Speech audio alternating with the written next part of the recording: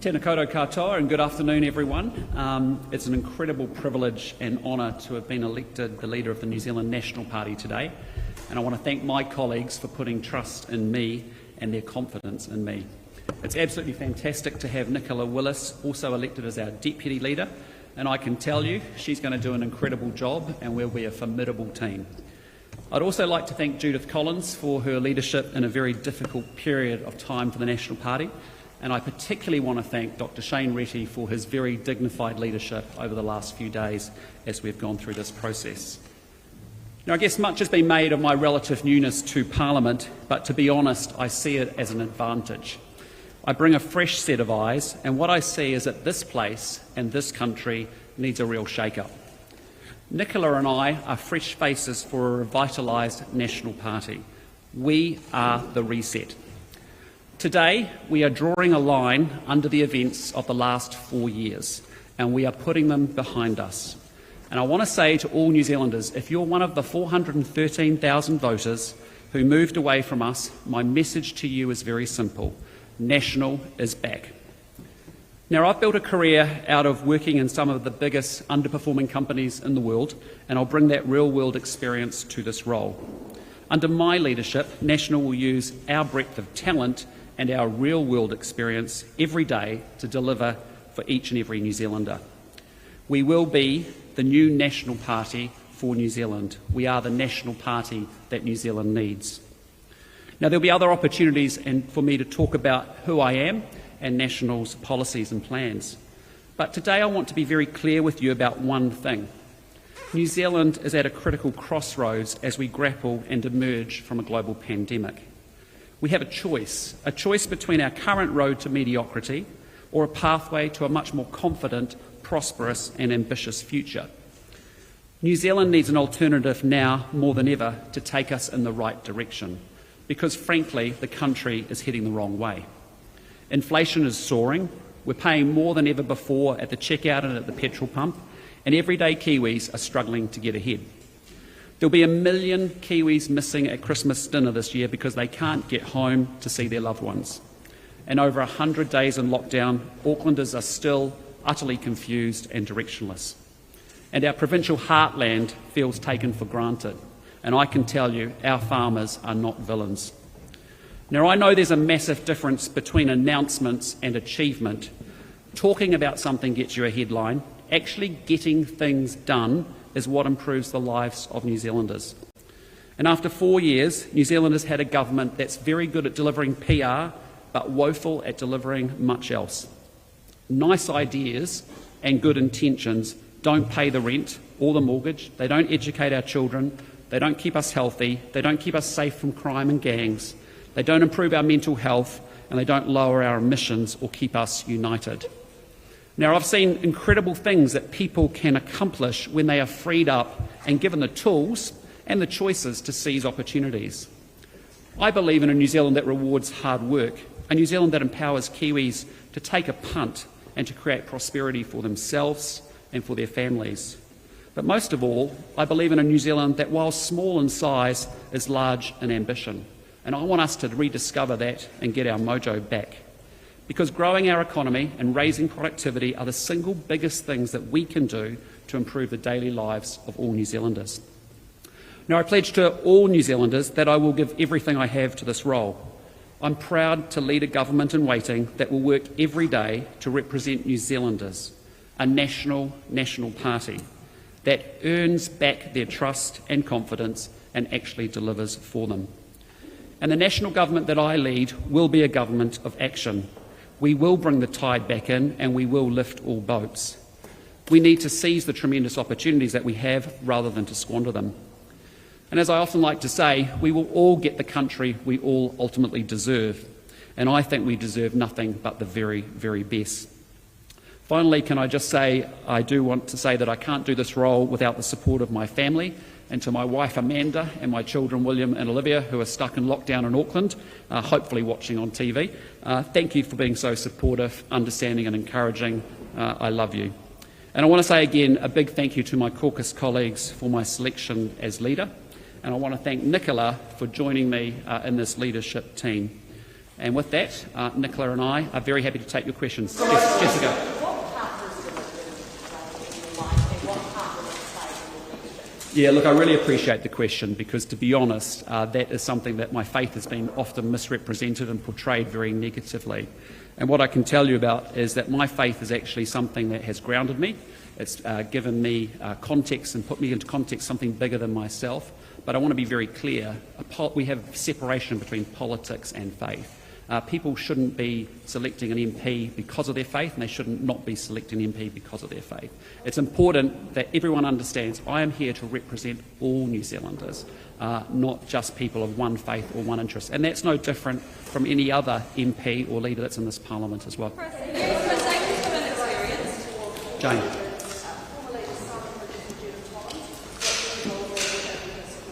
Well, there is a role for everybody in our caucus. We're going to use the talents of all 33 members. What I'd say to you is Simon and Judith and Todd, as former leaders, there are very important roles for them in our caucus. They are people of big... Sorry? We are not in a position yet to talk about roles. And what I want to say about that is that our conversation as a caucus has been about a recognition of, yes, I'm new to politics. Yes, I might make some mistakes along the way, and I think that's actually good. But what is good is actually that we have a team that is actually backing us up with complementary skills. Absolutely. What kind of senior role or position should be given? Yeah.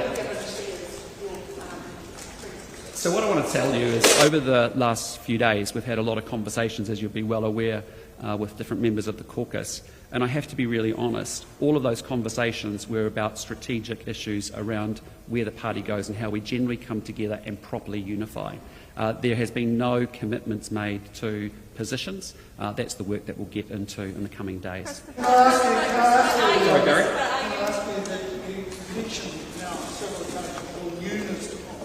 Yeah.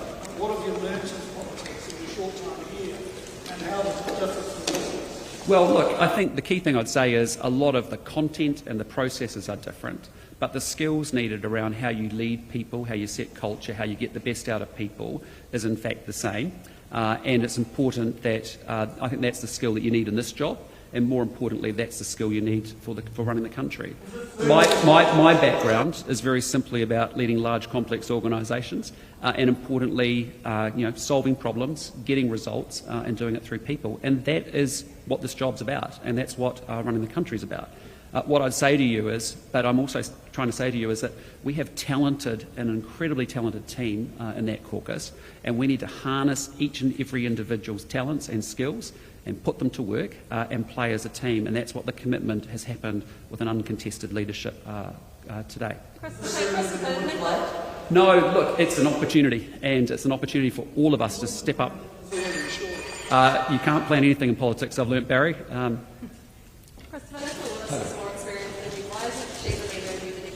Well, I'm just really proud to be doing it with Nicola. Nicola and I actually have known each other for a long time and are good friends.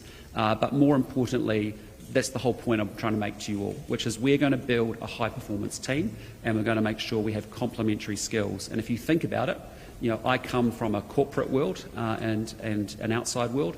Nicola's been done incredible things in a political world for a long period of time. The skills are very complementary. And last week you were at a handsome ball game right up by yourself. Who is Mr. Luxon now? Well, look, what I'd say to you first and foremost is I am the very proud husband of Amanda Luxon. I am the proud dad of William and Olivia, a brother and a son. I'm a wannabe DIY guy. I spend too much time at Bunnings looking at the Ryobi 1 toolset. I love water skiing and I love country music. And that's not cool to say, and I apologise to New Zealand for saying it, but I do like it. And what I'd say is I'm an extrovert, and fundamentally I know how to lead people and how to lead teams. That's what I enjoy doing. Sorry. Who is Nicola Willis? I am a mother of 4 beautiful children with an incredible, supportive husband. I am someone with a hard head but a soft heart, and I'm someone who wants to work with this man to make this country a much better place for all of us.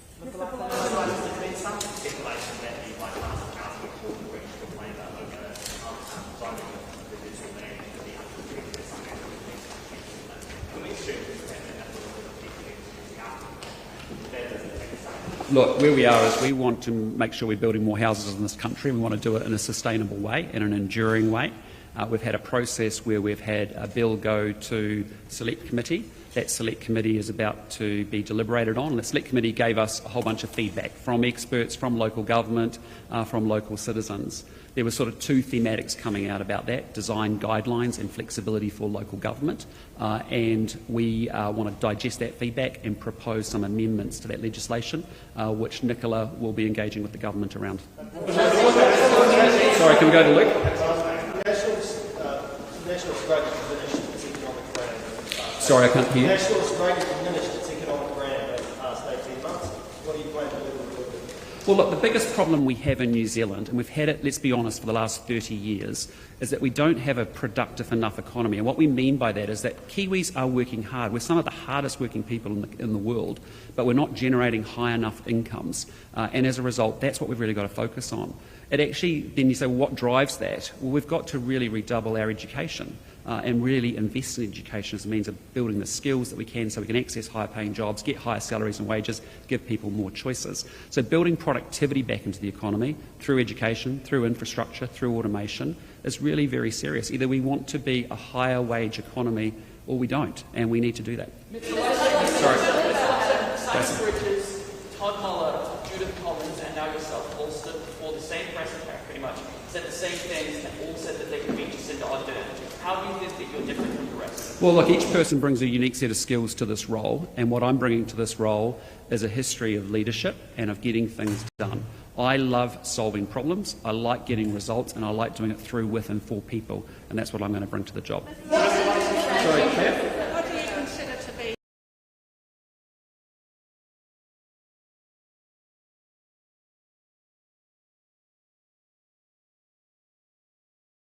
We need a leader and we need a government that's actually going to get things done.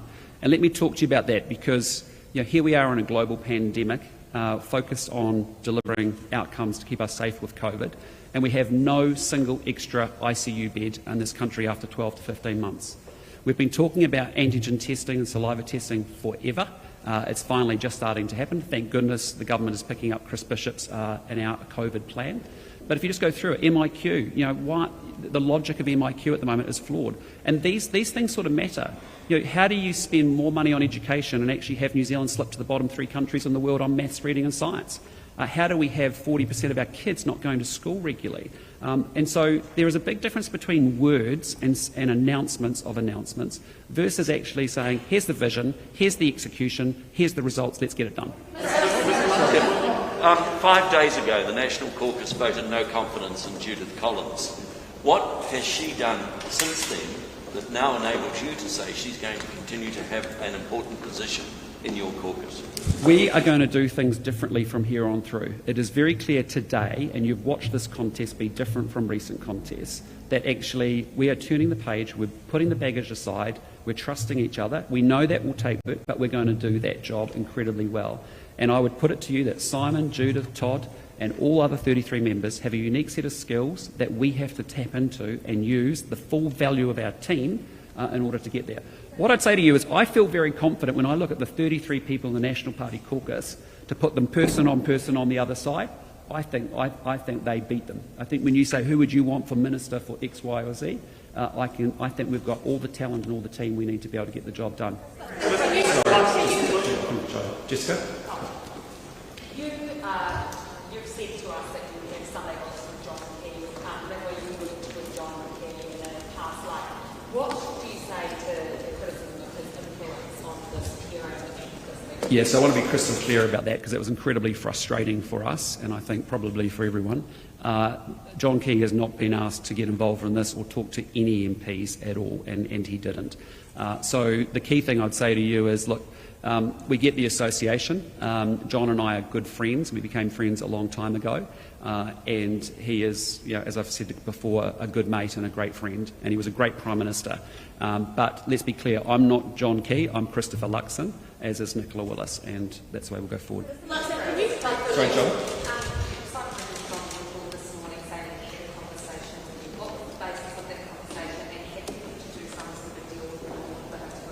Look, I don't really want to talk about what's happened in our past. The bottom line is I can tell you we have an uncontested leadership selection and we've come together as a team. And I am wanting to signal to you, as a new person coming in without baggage from the past, from all the previous skirmishes, I get all that stuff, but New Zealand's over it. The National Party members are over it, and the caucus is over it. And so we want to turn the page and go forward together. And so what I can tell you is Simon Bridges has got prodigious skills and is fantastic, and he's got a key role to play going forward. We will talk about positions, because as I've said to you before, what was really encouraging over the last weekend was that we were having conversations, real conversations, about how we finally break this pattern of behaviour and actually choose to do something very, very different. And so there hasn't been conversations with anyone about who's getting what and doing what. And I think that's important, because we want to build a team based on talent and merit and performance. And that's what we're going to do going forward. Yes, sir. You've got the ACT Party nipping on your heels. There's a non-zero chance they could overtake you in the next poll. How do you view the relationship between the two parties? I mean, where do you need to cooperate and where do you need to compete with that? Look, I'm yet to talk to all the leaders of the political parties, and that's something that I'll do in the coming days. The major focus we have to focus on is making sure that the National Party is very clear to everybody about what we're standing for and what we're going to get going with. And really what it comes down to is we know how to solve problems, we know how to put the plan together, and we know how to measure it and get it done, and that's what we're going to do. Sorry, Jane?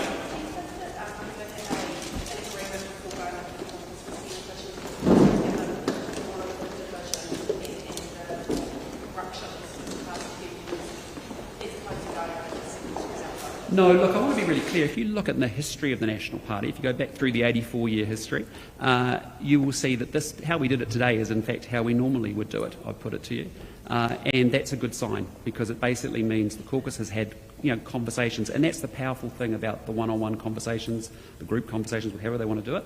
But we all come to a consensus and we align around one leader. And that's what's happened today. And I think it's a really important signal to New Zealand and to the party that we are wanting to genuinely do things differently. And I can do that because I'm new. I know you're going to stand here and say this, however, can you be confident that the caucus is going to get behind you and you're not going to have the same shenanigans as we've seen for years and years? Well, I can tell you what I'm used to doing is building really high-performing teams.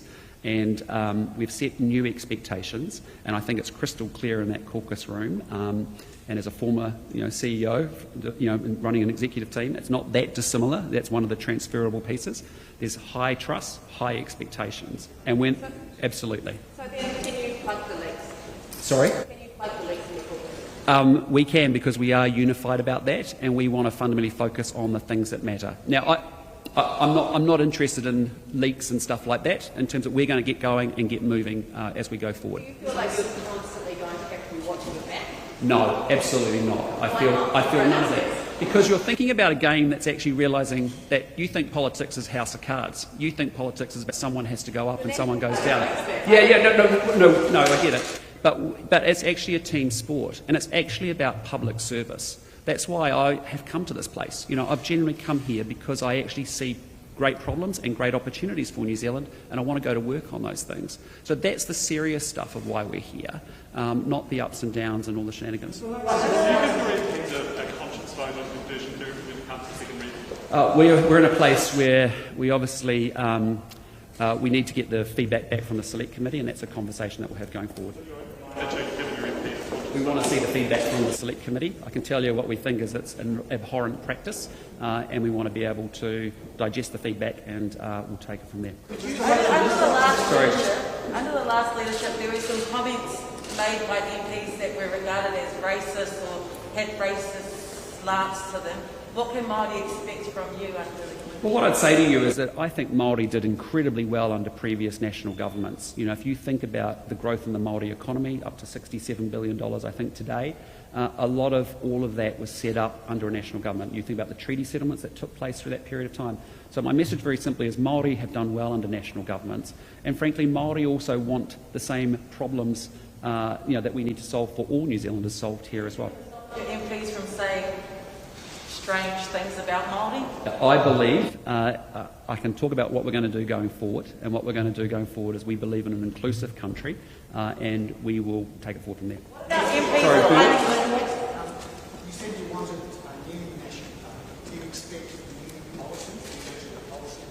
Well, we have some really good work that Louise Upston and Nicola actually have been doing and have kicked off just recently with that, with a view of over the next year, how do we actually go back, check, listen in with the New Zealand people, understand the issues well, define the problems well, and then actually develop our policy on the back of that. So we will continue that work. We might sharpen up a few aspects of it, but that's a conversation to come in coming weeks. Well, I mean, let's go through it. We want to see a more productive economy that drives higher incomes and wages. We need to seriously address our education challenges. I don't think the average New Zealander understands how poorly we have been performing in education. We need to think deeply about mental health, and because it's irrespective of political party, that's an issue for every New Zealander, that is touching every New Zealander. We need to think very deeply about how we manage emissions as we go forward. And we need to think primarily about how we build and develop infrastructure in this country as well. So there's a whole range of questions that we have that we want to be able to define well and develop good policy off the back of it. Back to our Luxon line, you are the Three Waters spokesman. Are you opposed to the Māori co-governance models proposed in the Three Waters model and also in the health reforms? Yeah, look, the real challenge is, first and foremost, I'd say restructuring healthcare at this point in time while we're dealing with a global pandemic and a response to COVID that's ever changing, I don't think is the smartest thing. I think we need the healthcare system ruthlessly focused on the task of keeping New Zealanders safe and well. The second thing I'd say is that on Three Waters, the bigger issue on Three Waters is it's got a very confused about ownership and governance structure. That's what we're fundamentally opposing. These are assets that are owned by local ratepayers and local residents and local councils that have been taken away by government. The question was about the Māori co-governance aspects of those reforms. Yeah, so we have broader issues around the total ownership and governance structure of Three Waters. The Māori statistically are at the bottom of the barrel ruthlessly as well in health statistics, so should they just wait till the end of the pandemic before something's sorted? No. We in this country where we have issues around inequality and inequity, we need to really identify and target the people that need real targeted interventions and able to put them on a pathway where they can be independent and not dependent on the state. And so this notion that, say, Bill English developed around social investment, I would say, Bernard, is another thought that we need to be able to bring to life in practical times as well. One last question. Yes, sir. You mentioned in lowering emissions. Do you think your climate policy will be different from that of Holland, who wanted to walk across the aisle against the zero carbon act? We are committed to the commitments that we made around climate emission reduction. What I'd say to you is there's a real opportunity for New Zealand. We have the best agricultural producers in the world. They have been able to embrace sustainability, economic and agricultural practices incredibly well, and actually there's an opportunity for us to lead the world as we deal with agricultural emissions. Hey, is it Chris or Christopher? You can call me, it's basically my parents and my wife call me Christopher. My brothers and my friends call me Chris, and a lot of other people call me CML, and I'm sure many of you will call me lots of other names. Hey, with that, I'll close, and thank you for your time, and we'll carry on with our work. Thank you.